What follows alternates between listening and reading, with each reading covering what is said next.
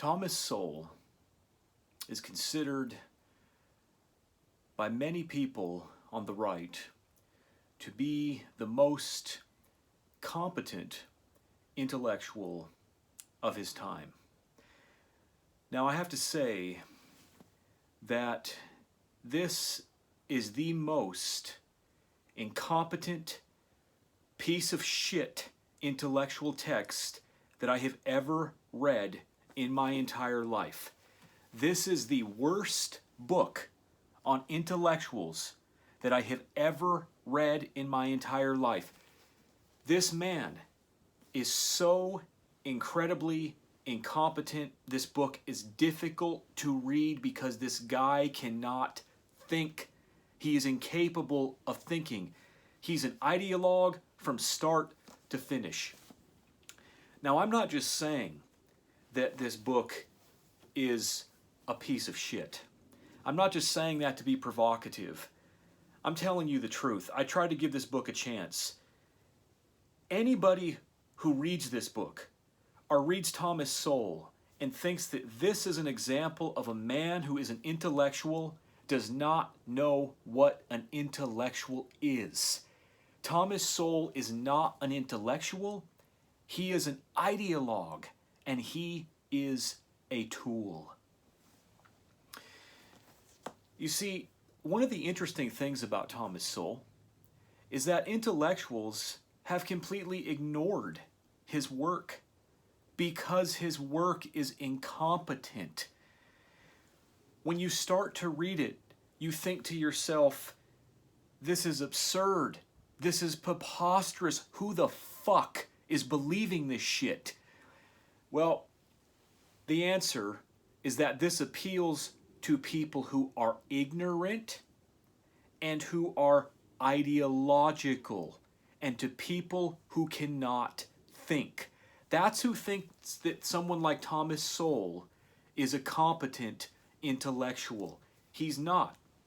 Competent intellectuals would be someone like Theodore Adorno, John Rawls, a whole list of other names I can't even remember off the top of my head right now. But this man is not an example of an intellectual. He is an example of an anti-intellectual. This man is an example of someone who can't think, who is incapable of thinking. Now let's examine some of the content of this text. Thomas Sowell says, as in many other contexts, imputing unworthy influences such as anti-intellectualism to others serves as a substitute for answering their arguments. This is on page 497. Despite the high levels of brain power available to intellectuals for analyzing problems and confronting issues, what is remarkable is the wide range of ways that intellectuals have devised for not analyzing problems and not confronting issues. Verbal preemption has substituted for hypothesis testing. This is pure projection on Thomas Sowell's part. This is what he does. This is what he is guilty of. He is guilty of using anecdotal explanations, anecdotal references, or assertions to avoid this act of actually analyzing something. And it's beyond disappointing to see him do this over and over again. He is the one who is an anti-intellectual. And when he says that pointing this out is a way to avoid his arguments, this can be true.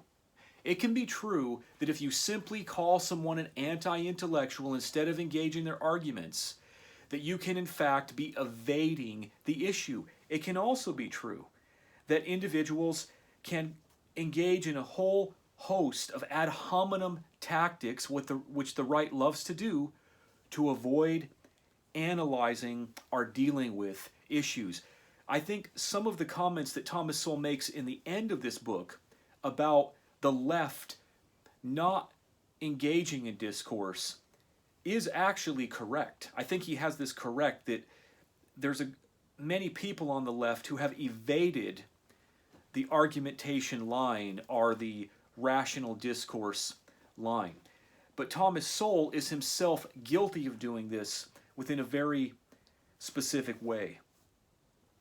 So Thomas Sowell's position, at the root of his position, is the idea that experience is supreme over rationality, scholarship, evidence.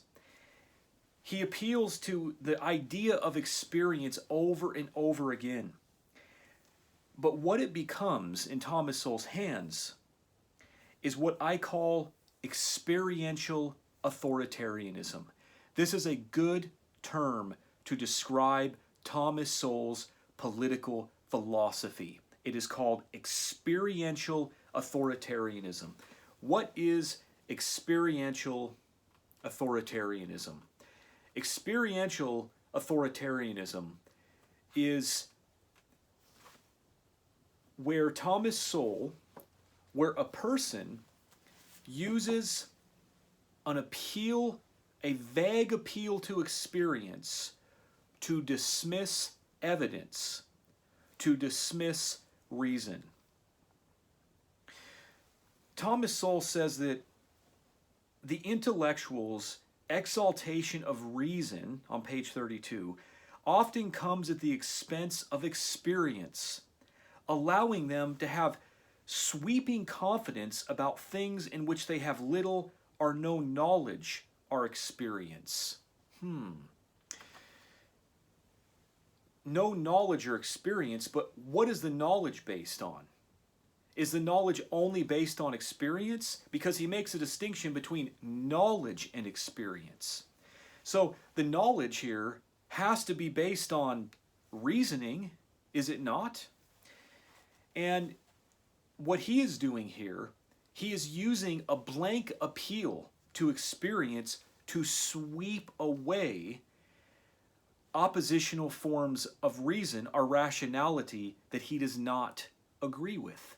Hence, we call it experiential authoritarianism, because it's anti-intellectual insofar as it dismisses a justificatory process of rationality and instead tries to appeal to biased positions of reason, to anecdotal forms, not of reason, but anecdotal forms of experience that favors his ideological bias. That's how his philosophy works. He will dismiss rationality and then try to give an example of someone's experiential opinion on something, and he will simply take that as having absolute authority and demand that it take precedence over every type of objection. Let's see here. He says,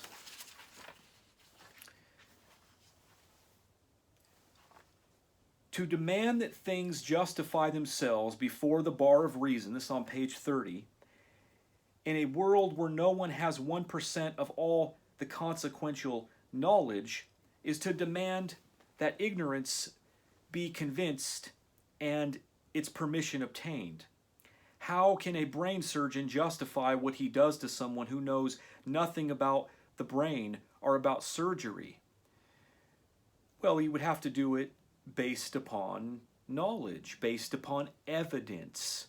Not simply, you see what Thomas Sowell is trying to set up here is this, a position for authoritarianism, experiential authoritarianism. So he wants to set up a political structure where individuals can come in and say, this is the way you should do things because I have experience in this domain and therefore my opinion should simply be given the highest level of authority. I don't need to explain it to you. I don't need to justify it to you. It should simply be given the highest level of justification.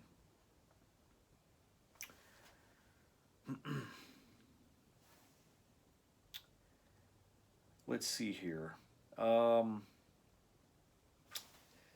So Sowell is also engaged in the process of negating himself and of contradicting himself repeatedly. So he's trying to attack intellectuals, the intellectuals in here, because you see they're able to oppose and refute his experientialism, his authoritarianism. He is essentially putting form a position of authoritarianism. That is where an individual who claims to have knowledge doesn't have to justify their claim of authority. They simply say, well, I have this experience and therefore you should just take my position for it. You don't need to analyze it any further. You simply justify it based on the fact that I occupy a particular position of authority. So let's see here. Sowell says, okay, so he wants to have it both ways, I said. And he says that this is not to say, on page 33, that experts have no role to play, whether in the law or in other aspects of life. Well, that's interesting. So they do have a role to play. You see, he's engaged in the process of attacking them and trying to discredit them completely. But yet he recognizes that, no, wait a second, they actually play a role here. But the nature of that role is very different when both elite expertise and mass experience must be combined, as in countries where laws are passed by elected representatives of the people and are carried out by judges and other legal experts. Within a sufficiently circumscribed area of decision-making, experts on that particular circumscribed area can have a vital role to play. Well, wait a second. Why? How is it that they have this vital role? What is it that gives them this authority? Well, it's certainly their knowledge. It doesn't mean that a scholar has experienced every last thing that he or she has studied, but they have collected a body of knowledge which covers a broader range of experience than any solitary individual can have. Whereas Thomas Sowell's worldview is an attempt to reduce everything back to this mono form of experience, this experiential authoritarianism. Whereas intellectualism, research, scholarship can cover a vast swath of experience, and it can use that research to arrive at a stronger base of knowledge from which to make decisions. Another thing is that Thomas Sowell won't debate or engage opposing views. This is incredibly strange. He will not debate or engage with opposing views. And yet, he decries this over and over again. So, here we have, on page 495 of this book, he says, in short, the tactics used by many of these elites, especially the evasion of serious engagement with opposing views. Well, I'm sorry. When was the last time that Thomas Sowell engaged with opposing views seriously? When was the last time he had a debate? When was the last time he was interviewed by individuals who don't agree with his views? He doesn't do that because he simply tries to hold on and maintain his position from a biased perspective. He doesn't want any opposition. He is exactly guilty of the same type of thing he is trying to call out in intellectuals. This man's entire program and process is a process of projection. So he won't debate, he won't engage in opposing views, even though he pretends like he is the anti-intellectual. He is the person who's criticizing all these intellectuals and stands above them, but yet what he's engaged in is the very process of dismissal that he is saying other intellectuals are engaged in. He is trying to smuggle himself in as the ultimate intellectual who stands above every other intellectual, whose opinion and view should be taken as not falling into the biases of these intellectuals he criticizes, but yet he is exactly guilty of these charges that he makes with these other intellectuals. And the reason is because he is projecting over and over again. He says on page 498, at the very least, it is yet another attempt at restriction or evasion of the substance of opposing arguments. That is what he does. So he's saying that these intellectuals are engaged in this shunning of opposition. This man has lived in an ivory tower and hidden away in conservative research institutions his entire life. When he is interviewed on YouTube, he is interviewed by people who affirm his views. Those are loaded interviews. You don't see this guy go on any type of talk show with opposing views. He says, also reflecting the view that there is no argument are such expressions as raising the consciousness of others as distinguished from debating their views with evidence and logic on a plane of equality. But wait a second here. Didn't he call out reason earlier on in the book? He certainly did. And more to the point, when has this man debated anyone? He's not debating anyone, but he's using this.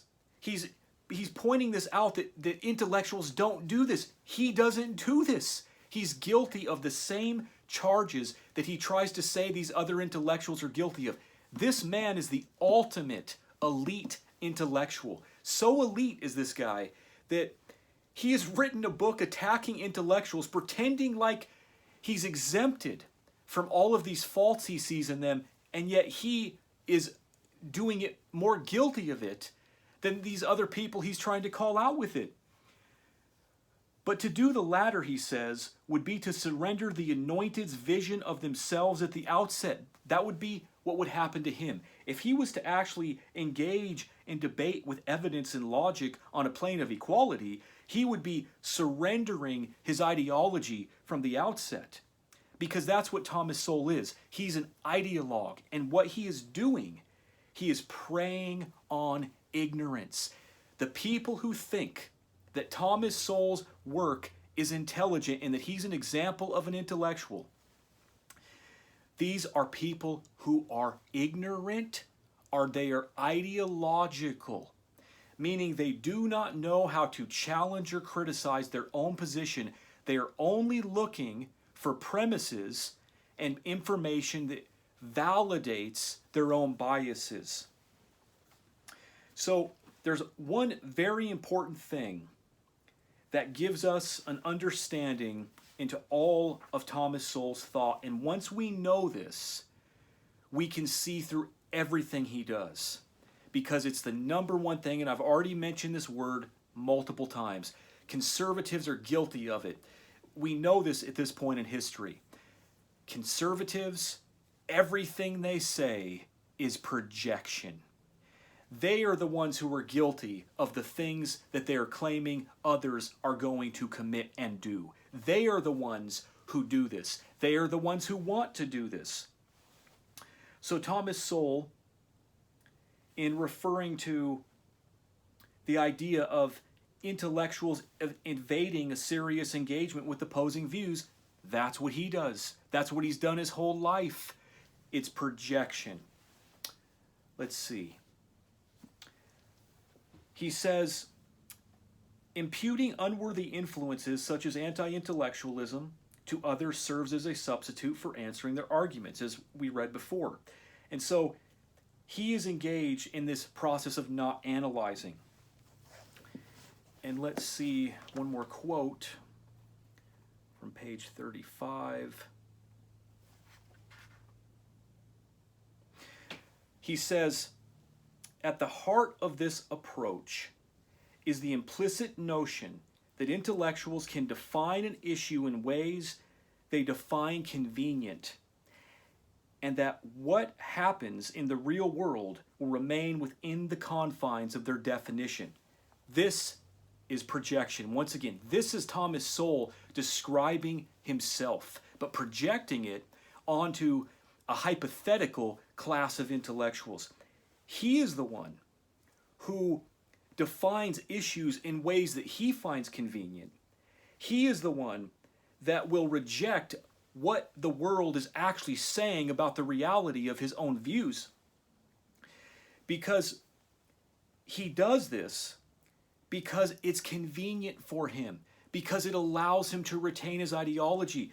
Thomas Sowell, his philosophy is anchored, so he will pretend to put on this sweeping, rational analysis that is so deeply informed, that's exhaustive, that preys on ignorance, and yet, at the end of the day, this analysis amounts to a projection. It is not a real analysis of the situation. It is an attempt to evade the situation.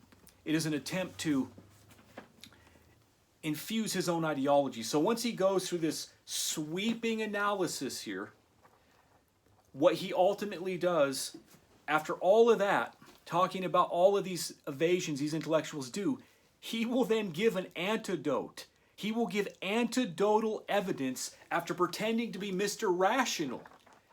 He will then give some shallow statement from experience or some shallow example from experience, and then insinuate or demand that this shallow example, which he does not rationally criticize like this, should have the highest level of authority given to it.